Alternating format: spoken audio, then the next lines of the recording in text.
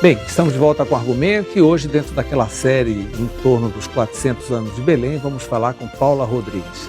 Ela escreveu um livro especificamente sobre as paróquias ou as paroquiais da Amazônia, que é o título do livro, em que teve a participação de Antônio Landi. Nós já conversamos aqui sobre a vinda desse arquiteto italiano e ela se especializou justamente em estudar as igrejas em que ele teve participação, não só em Belém, como no interior do Pará. Paulo, é um prazer tê-la aqui, muito obrigado por ter vindo. É uma alegria, Mauro. Você também participa do Fórum Landi, né? Então o Fórum Landi tem uma importância muito grande. E agora, falando de 400 anos, a gente se volta para esses detalhes mais antigos, que você sabe que tem muita gente que gosta e que dá realmente o valor arquitetônico da cidade, né? É importante. É sem dúvida importante. E agora que nós estamos dando a atenção maior, né? Inclusive o Fórum Landi é responsável por esse cuidado que nós passamos a ter sobre essas obras. Na verdade, quantas igrejas Landi participou, ou no projeto total, ou deu um toque, tem coisas que ele só trabalhou dentro, outras coisas que ele só mexeu na torre e assim por diante, né? Nós temos assim, uma infinidade, até hoje ainda em várias outras igrejas de Belém, as pessoas começam a buscar os traços de Landi. Inclusive, no rastro dos traços de Landi é um título bem interessante, porque a gente começa a perceber a influência que ele teve em toda a paisagem urbana de Belém, especialmente no centro histórico, no né? centro Na Belém histórico, antiga, justamente. da época dele. Isso. Nós temos ele viveu a de quanto a quanto? Olha, ele nasceu em 1713, morreu em 1791. E morreu aqui. Depois que ele veio para cá, para Belém, ele não voltou mais à sua terra. Nasceu na Itália, era bolonhês, estudou na Academia Clementina de Bolonha, que era a referência, e lá pegou toda a característica, estudou com os Bibbiena, então era muito renomado. Passou 3 anos aproximadamente em Lisboa, porque ele foi convocado para participar da Comissão de Demarcação de Limites do Tratado de Madrid. E enquanto eles faziam os arranjos da viagem, ele passou esse tempo lá. Então, além de já vir com uma formação italiana, ele mesclou com também a arquitetura religiosa portuguesa. E isso reflete aqui nas obras dele. Um pouco também do gosto do colonizador português e a própria tradição religiosa. E ele ficou rico, né, Paula? Porque ele chegou aqui com um projeto, ele era o construtor, né? Fazia as obras. Ele veio como desenhador, Mauro. As pessoas às vezes... veio como arquiteto? Não, ele veio como desenhador. Sim, naquela época não tinha nomenclatura do curso. Tinha, depois ele foi colocado como arquiteto régio, recebeu essa titulação. Mas o que acontece é que ele veio, na verdade, para desenhar, ia ter uma viagem pelo interior, pelos rios da Amazônia, onde ele ia fazer uns desenhos da flora, da fauna, e ele tinha muita habilidade nisso. Só que quando ele chegou aqui, ainda passou um tempo, o pessoal começou a notar que ele era um artista assim, multifacetado, ele fazia de tudo um pouco. Fazia festas religiosas, fazia desde álbuns, até trabalhava com arquitetura civil, trabalhava com arquitetura religiosa muito bem. Então isso seduziu as pessoas da época. E voltando só à sua pergunta anterior, por exemplo, a Igreja de Santana, que é do Landi, mostra todo esse caráter dele também de um homem religioso, que às vezes as pessoas colocam ele muito como mercantilista, o Landi veio para ficar rico aqui. Não, ele tinha também a devoção, tanto que as pranchas... Ele ficou rico porque ele era o único, com todos esses afazeres. Não, e ele se metia de tudo um pouco. Ele tinha olaria, ele trabalhou com cana-de-açúcar, com um pouquinho de tudo. Ele que importava o material da Europa, ele sabia onde tinha lá o fornecedor. E aqui ele... Em terra de cego ele tinha um olho. Sim, e de certa forma começaram a perceber isso nele. E ele conseguiu dar toda essa contribuição para a paisagem e até assim, eu coloco, tinha uma característica muito cenográfica italiana, que era tradicional dos Bibbiena e da Academia Clementina, onde ele estudou, e ele conseguiu passar isso, esse impacto. Por exemplo, na própria catedral, a gente vê isso. Antes de lhe perguntar, tenho certeza que você vai dizer que é de Santana, É a que resume a obra do Lande, é a que você mais gosta. Não tenho dúvida disso, né? Porque você já expôs, eu conversando aqui com o professor Flávio Nassar, a mesma coisa, Santana, tinha uma relíquia que sumiu a relíquia. Dada por ele. Dada por ele, ele providenciou, relíquia, exatamente, né? Então ali foi, vamos dizer, que a síntese do trabalho dele, e ali ele fez todo o projeto. É diferente da catedral, que já existia uma igreja. Justamente. Ele já pegou, digamos assim, a catedral pela metade. Então, da base até a metade, tanto que para um olhar atento, a pessoa que observa a catedral, ela vai ver que é totalmente diferente do meio para baixo, do meio para cima. A gente vê a profusão de detalhes na parte de cima, embaixo ela já mais neoclássica, mais atarracada. Isso. E em cima não, a gente já vê, por exemplo, as torres sineiras com escamas imbricadas, trabalhadas assim, tipo um prisma facetado, a colocação dos obeliscos, que também é tradicional, é um elemento que o Lande usa bastante, equilibrando a fachada, que ia ficar um espaço muito grande entre as torres sineiras, ele colocou. Então, toda essa preocupação estética, que é muito característica dele, com esses detalhes, a gente presencia. No interior da catedral, ele tem... Tem. Inclusive o altar do Santíssimo é uma obra dele. E a gente vê nos altares laterais o trabalho dos concheados, as guirlandas que ele fazia, as grinaldas com flores, o trabalho, as colunas adoçadas. É muito bonito a gente ver, e aí... visitando a Igreja do Carmo, você vê, visitando a Igreja da Ordem Terceira. Esses adornos eram fabricados aqui na olaria dele ou já vinham prontos? Não, era assim, aqui, até pela facilidade da madeira, principalmente os retábulos, a grande maioria era madeira policromada. O que acontece é que o desenho dele, às vezes, a gente vê com uma perfeição muito bonita, e às vezes, quando o escultor ia fazer, não ficava lá, como diz no popular, essas Coca-Cola. E vocês no Fórum Lande tem esses desenhos? Vocês sim, é uma preciosidade. No próprio site do Fórum Lande tem uma biblioteca digital onde a gente tem acesso a muitas coisas dessas. Essas plantas, por exemplo. Esse meu trabalho aqui foi em cima de 3 plantas que a minha orientadora encontrou na Biblioteca Nacional do Rio de Janeiro. Encontrou as plantas, até então não se tinha essas plantas. Sabia da existência porque tinha uma carta do bispo da época, que era Dom Frei Miguel de Bulhões, pedindo, avisando que estava mandando as 3 pranchas desenhadas pelo arquiteto, pelo artista Lande, pelo desenhador. Ele avisa, então era mencionado. E essa professora encontrou lá na biblioteca e trouxe. A partir dessas pranchas, que claro que não são projetos completos, mas geralmente tem o que eles chamam uma elevação, onde a gente vê os detalhes, às vezes uma projeção de como era a fachada dela, e a partir daí a gente pode comparar. Foi o que eu fiz.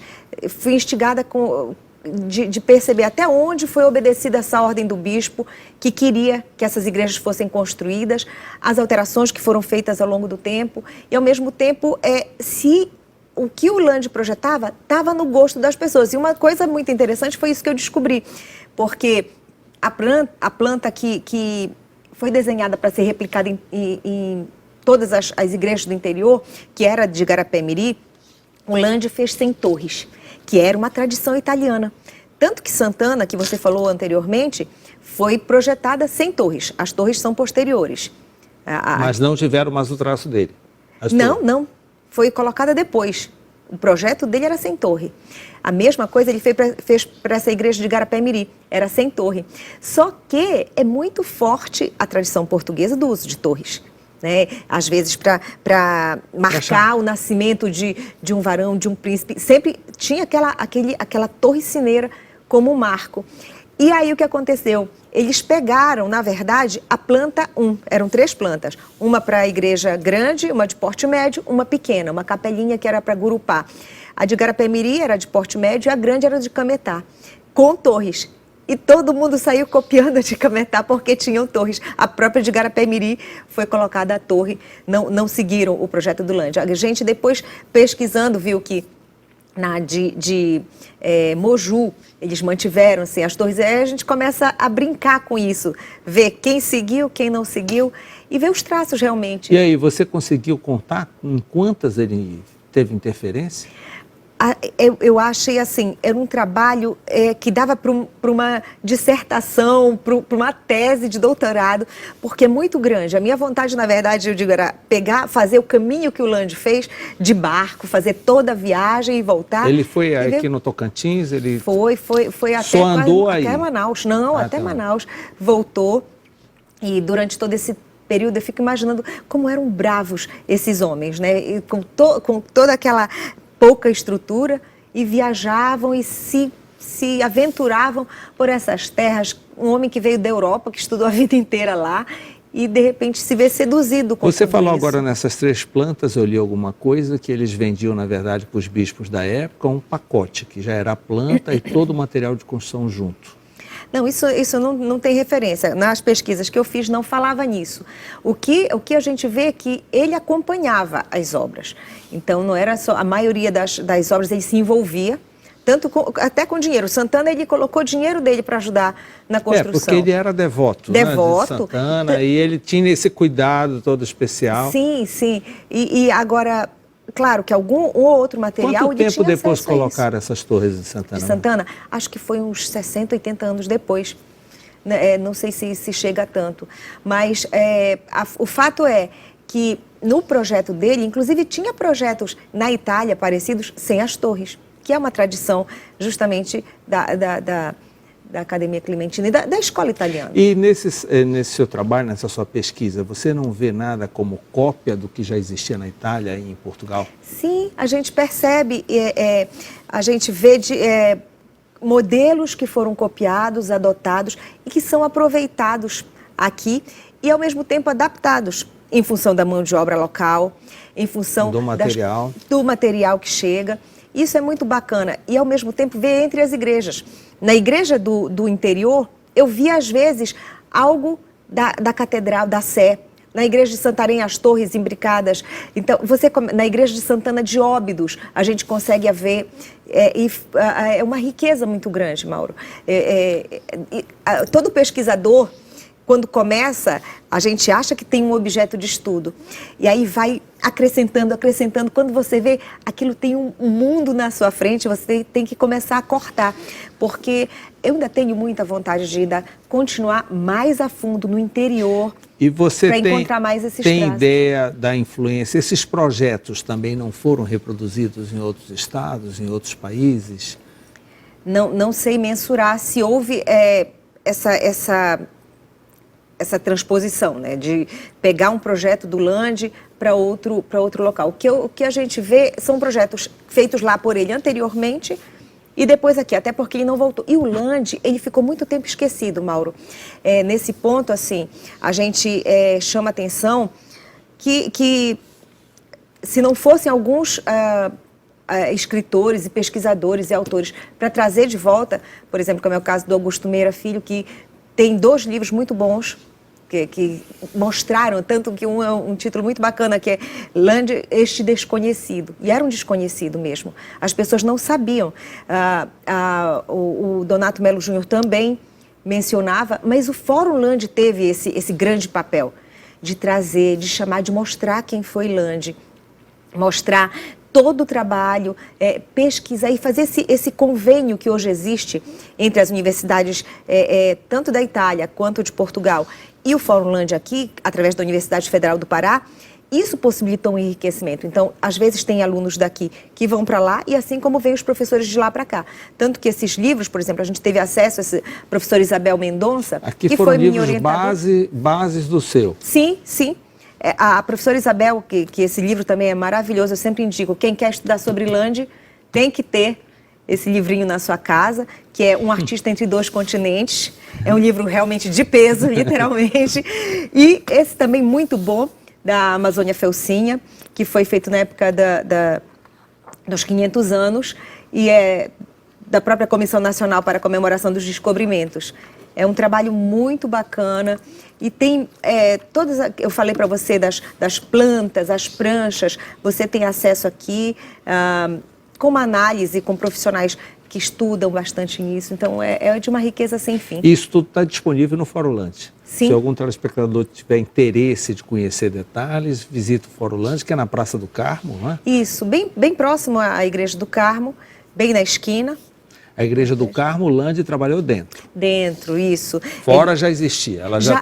Ela veio, na verdade, veio toda de Portugal, aquela fachada de pedra, e foi montada aqui. Só foi montada aqui. Isso.